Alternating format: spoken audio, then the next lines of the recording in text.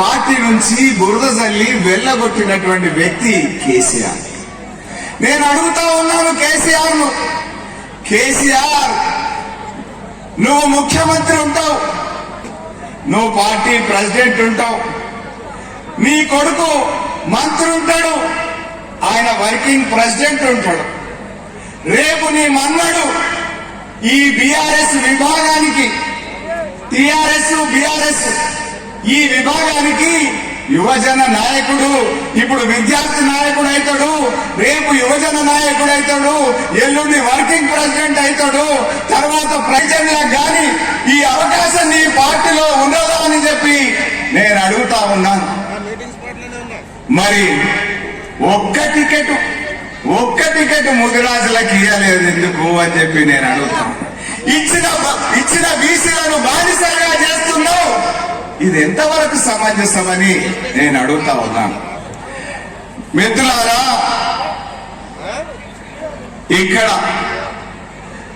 ఇక్కడ ఏదైతే ప్రియతమ ప్రధానమంత్రి నరేంద్ర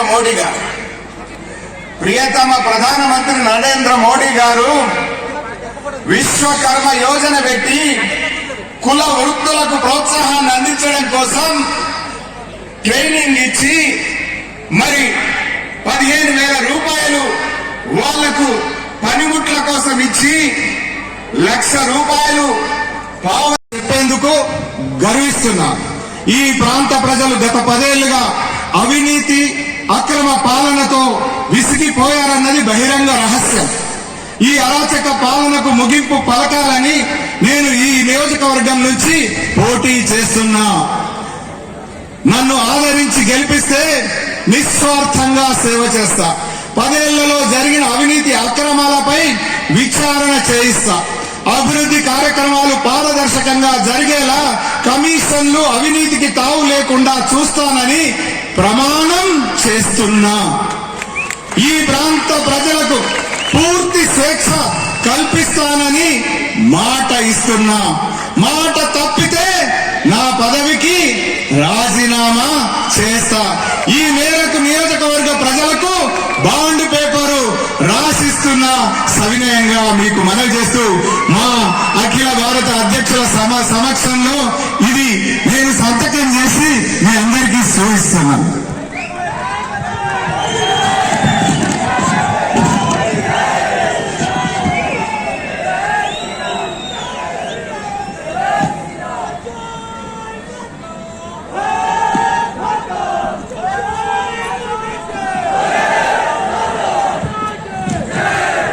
బ్యాంకులో పోతే 3 సంతకాలు తీసుకుంటాడు. ఇవి 3 సంతకాలు చేసి స్పెసిమెన్ సిగ్నేచర్ రిక్వైర్మెంట్ లేకుండా 3 సంతకాలతో నేను చెప్పిన దానికి కట్టుబడి ఉంటా, లేకుంటే పదవిని వదిలిపెడతా అని చెప్పి మరొకసారి తెలియజేస్తూ పెద్దలు అఖిల భారతీయ జనతా పార్టీ అధ్యక్షులు గౌరవనీయులు పూజ్యులు జగత్ ప్రకాష్ నడ్డా గారు మనకు సందేశాన్ని ఇవ్వాల్సిందిగా వారికి మనవి చేస్తుంది. भारत माता की बोलो जय तेलंगाना, जय तेलंगाना, जय जय तेलंगाना। आज की इस विशाल जनसभा में मेरे साथ उपस्थित यहाँ के बहुत ही लोकप्रिय, संवेदनशील, आपके लिए दिन रात काम करने वाले ऐसे हमारे प्रत्याशी श्री ई लक्ष्मी नारायण जी, हमारे लक्ष्मी नारायण जी कैंडिडेट डॉक्टर रवि जो इंचार्ज हैं पार्लियामेंट्री कंस्टिट्यूंसी के, और इतनी बड़ी संख्या में जनसभा में एकत्र आए देवी और सज्जनों, मेरे युवा साथी जो मैं देख रहा हूं, और मीडिया के मेरे साथी प्रिंट मीडिया और इलेक्ट्रॉनिक मीडिया के साथ, सबसे पहले तो हमारे बांसवाड़ा के इस क्षेत्र में इस चुनाव में जब मैं आया हूं तो सबसे पहले श्री साईं बाबा मंदिर को मैं नमन करके अपनी बात को प्रारंभ करता हूं। मित्रों, जहां तक चुनाव का सवाल है, आप सब लोगों ने, मेरा पूरा विश्वास है कि लक्ष्मी नारायण जी को आपने अपना आशीर्वाद देने का मन बना लिया है और उनको विधानसभा में भेजने का आपने पूरा विश्वास बना लिया है। आपकी तालियों की आवाज से मुझे विश्वास होता है कि आप लक्ष्मी नारायण जी को विधानसभा में भेजेंगे और चुनाव जिताकर उनको आप विधायक बनाएंगे। मित्रों, ये चुनाव जो 30 तारीख को होना है, उसके कुछ बारीकियों को हमको समझ लेना चाहिए। आपके ध्यान में है कि 3 पार्टियां इस चुनाव के मैदान में हैं। एक पार्टी बीआरएस, दूसरी पार्टी कांग्रेस और तीसरी पार्टी भारतीय जनता पार्टी, हमारी पार्टी।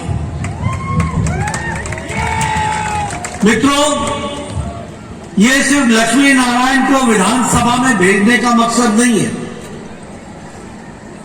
ये लक्ष्मी नारायण को भेजकर तेलंगाना पर जो ग्रहण लगा है, उस ग्रहण से छुटकारा दिलाने का अवसर है। इसको भी हमको समझो। ये तेलंगाना, सबसे पहली बात समझो, कांग्रेस पार्टी और बीआरएस दोनों ही आकंठ भ्रष्टाचार में डूबी हुई करप्ट पार्टियां हैं। मैं ठीक बोल रहा हूं? मैं ठीक बोल रहा हूं? दोनों ही पार्टियां परिवारवाद को बढ़ाने वाली पार्टियां हैं, वंशवाद को बढ़ाने वाली पार्टियां हैं। दोनों ही पार्टियों में मैं, मेरा बेटा, बेटे के बाद मेरा दामाद, दामाद के बाद मेरी बेटी, बेटी के बाद मेरा पोता, पोता के बाद मेरा परपोता, मेरे ही परिवार का आना चाहिए। बाकी आप सब लोग तालियां बजाओ और कुछ मत करो। बोलो, ऐसी पार्टियों को आने देना है क्या? आने देना है क्या? अब आप सुनो, बताओ, कांग्रेस पार्टी ने हेलीकॉप्टर का ऑगस्टा लैंड का घपला किया था कि ऑगस्टा वेस्टलैंड का घपला किया था कि नहीं किया था? घोटाला किया था कि नहीं किया था? ये 2G का घोटाला किया था कि नहीं किया था? ये कांग्रेस ने जीजाजी वाला घोटाला किया था कि नहीं किया था? ये कांग्रेस ने कॉमनवेल्थ गेम्स का घोटाला किया था कि नहीं किया था? बताओ, किया था कि नहीं किया था? किया था कि नहीं किया था? चावल का घोटाला किया था कि नहीं किया था? कोयला का घोटाला किया था कि नहीं किया था? पनडुब्बी का घोटाला किया था कि नहीं किया था? ये कांग्रेस पार्टी, ये न आकाश छोड़ा, न समुद्र छोड़ा, न धरती छोड़ी, न पाताल छोड़ा, तीनों लोक में भ्रष्टाचार किया तो कांग्रेस पार्टी ने किया है। किया है कि नहीं किया है? ऐसी पार्टी को आने देना है क्या? आने देना है क्या? अब आप बताओ, बीआरएस, केशव चंद्रशेखर राव, ये तुष्टीकरण की राजनीति कर रहा है कि नहीं कर रहा है?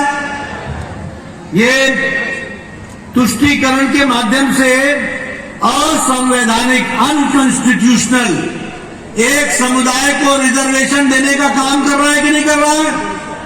कर रहा है ना? बोलता है ना 4% दिया है, 12% देंगे। ऐसी सरकार को रहने देना है क्या?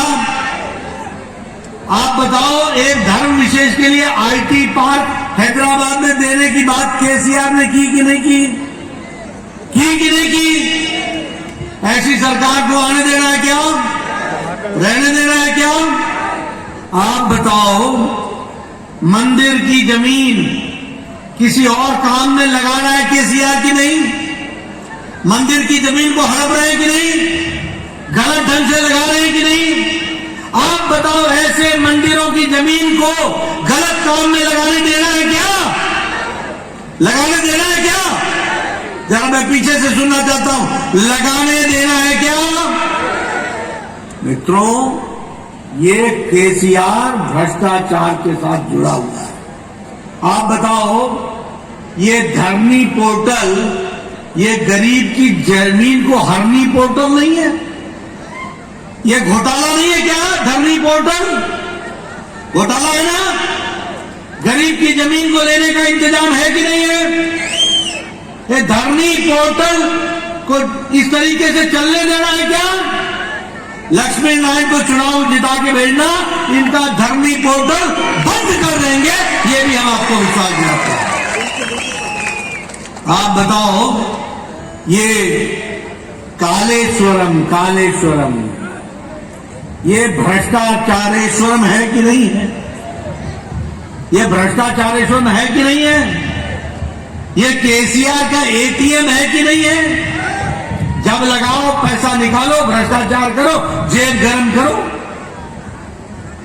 38,000 करोड़ रुपए का प्रोजेक्ट आज 1,40,20,000 करोड़ का हो गया। बताओ, कालेश्वरम प्रोजेक्ट में ब्रिज धस गया है कि नहीं धस गया है? धसा है ना? अब तुमने 30 तारीख को बीआरएस को धसा देना, नीचे कर देना, इसकी चिंता करो। बोलो, आउटर रिंग रोड में 1,000 करोड़ रुपए का किकबैक हुआ है कि नहीं हुआ है? हुआ है कि नहीं हुआ है? मियापुर के लैंड स्कैम हुआ है कि नहीं हुआ है? और दलित बंधु में भ्रष्टाचार हुआ है कि नहीं हुआ है? 30% का कमीशन खाया है कि नहीं खाया है? खाया है कि नहीं खाया है? और तुम्हारा यहां का एमएलए 2 BHK के मकान में धमकी दे रहा है कि नहीं दे रहा है? धमकी दे रहा है कि नहीं दे रहा है? ऐसे लोगों को 30 तारीख को आप चुनाव हराओगे ना, नीचे लाओगे ना, और इनको जिताओगे ना, ताकि सबको न्याय मिल सके, इसकी आप चिंता करो। आप बताओ, ये 2 BHK के मकान को ये केसीआर ने रोकने का काम किया है कि नहीं किया है? किया है ना? और मोदी जी ने जो ग्रामीण विकास में काम में पैसा भेजा था, उसको रोका है ना? कांग्रेस पार्टी का मतलब है करप्शन, कांग्रेस पार्टी का मतलब है कमीशन, जेब पॉकेट भरो पॉकेट। कांग्रेस पार्टी का मतलब है क्रिमिनलाइजेशन, और बीआरएस का मतलब है अनाचार, भ्रष्टाचार, व्यभिचार और बीआरएस का मतलब मालूम है क्या है? भ्रष्टाचार राक्षसुला समिति।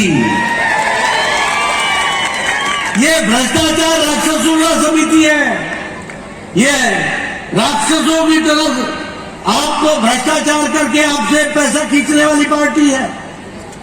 और देखो कैसा परिवारवादी, केसीआर, केटीआर, कविता, बेटा, पोता, आगे पोती,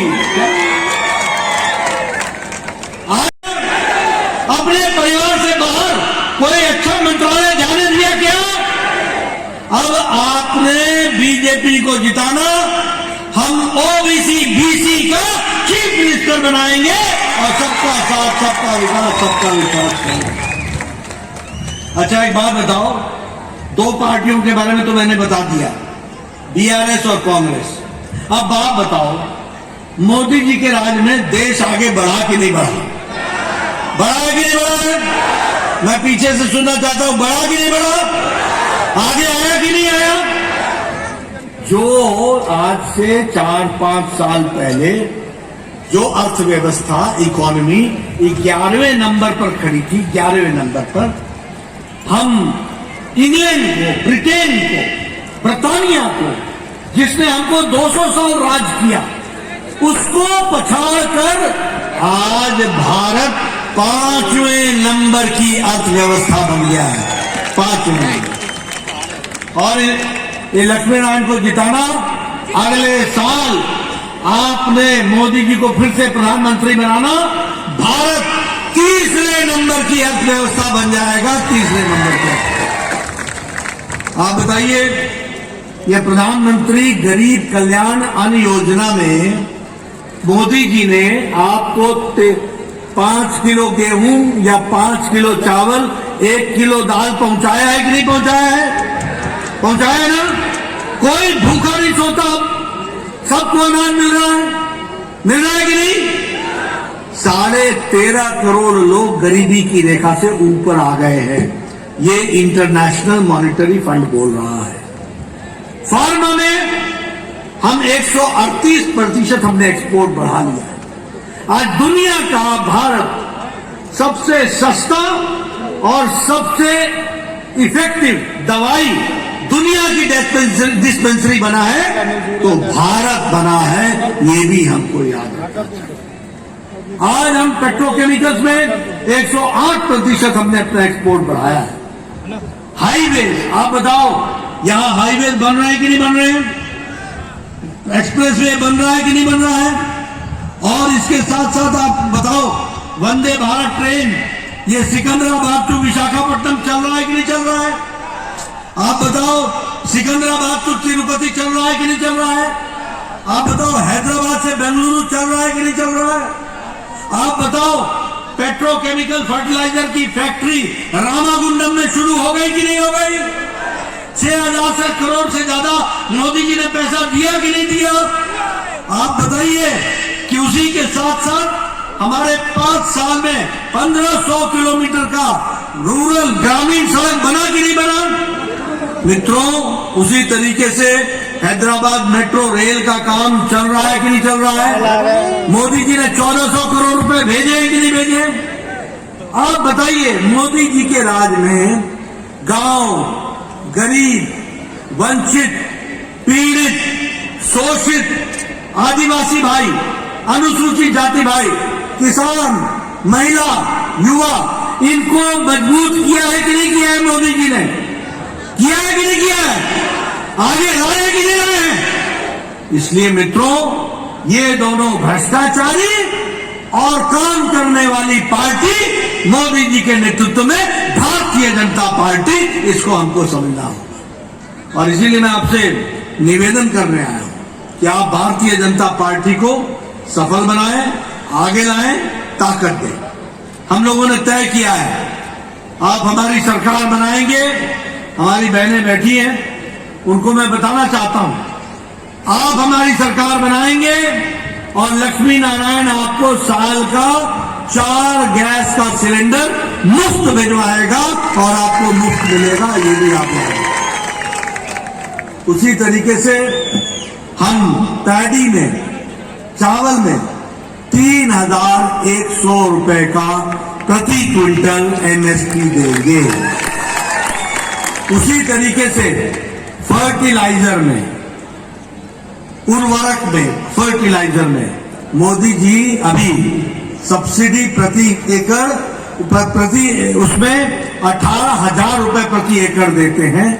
आज जब आप हमारी सरकार बनाएंगे तो गरीब लोगों को 2,500 रुपए का प्रति एकड़ मार्जिनल फाइबर को इनपुट मिलेगा। इसकी भी हम चिंता करेंगे। हम वैट घटाएंगे और पेट्रोल डीजल का दाम कम करेंगे। आप इनको जिताएंगे, 3 तारीख के बाद पेट्रोल डीजल 100 रुपए से कम हो जाएगा। इसको भी आपने याद रखना। हम कॉलेज की बच्चियों को, बेटियों को अच्छे से पढ़ें, इसके लिए फ्री लैपटॉप देंगे, फ्री लैपटॉप। और हम स्मॉल हेल्प ग्रुप, जो सेल्फ हेल्प ग्रुप जो है, स्वयं सहायता समूह, उसको हम 1% से भी कम पर हम उनको लोन देंगे, उनको हम लोन देंगे। इसकी तैयारी करेंगे। मैं युवा साथियों को बोलना चाहता हूं, आप हमारी सरकार बनाना, लक्ष्मी नारायण को भेजना। 6 महीने के अंदर हम तेलंगाना पब्लिक सर्विस कमीशन में ग्रुप ए और बी का ट्रांसपेरेंट, पारदर्शी तरीके से इन्हें उसका एग्जामिनेशन लेंगे और नौकरियां लगाएंगे। इसकी हम व्यवस्था। अभी हम गरीब के लिए मोदी जी भारत की 50 करोड़ आबादी के लिए आज जो गरीब लोग हैं, रिक्शा वाला, ठेला वाला, रेड़ी वाला, फेड़ी वाला, सब्जी वाला, बस का ड्राइवर, बस का क्लीनर, कूड़ेदान से प्लास्टिक इकट्ठा करने वाला, बाल काटने वाला, ऐसे गरीब लोगों को प्रधानमंत्री जी ने गंभीर बीमारी से लड़ने के लिए 5 लाख रुपए का हेल्थ कवर दिया है। और परिवार कितने हैं? 12 करोड़ 72 लाख, 50 करोड़ लोग। आप हमारी सरकार बना देना मोदी जी। अब आयुष्मान भारत में 10 लाख रुपए प्रति वर्ष का हेल्थ कवर देंगे। और हमारे बुजुर्गों के लिए जो यहां नहीं आ पाए होंगे, उनको रामलला के दर्शन के लिए अयोध्या और काशी विश्वनाथ मुफ्त तीर्थ की यात्रा कराएंगे, इसकी भी हम व्यवस्था करेंगे। और ये जो रजाकार थे ना, रजाकार याद है ना, और जिससे हमने लिबरेशन ली 17 सितंबर, तेलंगाना अब लिबरेशन डे 17 सितंबर मनाएगा, इसकी भी हम चिंता करेंगे। मित्रों, सबका साथ, सबका विकास, सबका विश्वास, सबका प्रयास, इस बात को लेकर के आगे चलेंगे। अब लक्ष्मी नारायण के बारे में मैं बोलना चाहता हूं। ये हमारे 3 बार के विधायक, लंबे समय लड़े, 2 बार के विधायक लंबे समय लड़े। अभी ये आपके सामने बॉन्ड लिख रहे थे, बॉन्ड लिख रहे थे ना। बताओ, लक्ष्मी नारायण को बॉन्ड लिखने की जरूरत है क्या?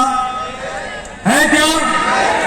जो तेलंगाना की लड़ाई में बना हुआ एमएलए इस्तीफा देकर के आपके साथ खड़ा होता है, उसको क्या बॉन्ड देने की जरूरत है? बोलो, ऐसा आदमी जो अपने लिए कुछ नहीं, तेलंगाना के लिए सब कुछ, जो अपने लिए कुछ नहीं, आपके लिए सब कुछ, जो अपने लिए कुछ नहीं, बहनों के लिए सब कुछ, जो अपने लिए कुछ नहीं, माताओं के लिए सब कुछ, जो अपने लिए नहीं, युवाओं के लिए सब कुछ, ऐसे लक्ष्मी नारायण को चुनाव जिताओगे ना? जिताओगे ना? इनको जीतना चाहिए कि नहीं जीतना चाहिए? और वो जो है, अब मैं उनका नाम नहीं लेना चाहता, जिनका बेटा भी, उसके भी बड़े गुण सुने मैंने, बड़े दूर दूर तक सुने। ऐसे लोगों को आने देना है क्या? आने देना है क्या? और कांग्रेस का भ्रष्टाचार फिर से आने देना है क्या? अगर नहीं तो कमल खिलाओ और यहां का विकास करो, देश को आगे ले जाओ, तेलंगाना को आगे ले जाओ और लक्ष्मी नारायण से सेवा कराओ, बाकियों को आराम दो। इन्हीं शब्दों के साथ बहुत बहुत धन्यवाद। जय भारत, जय तेलंगाना।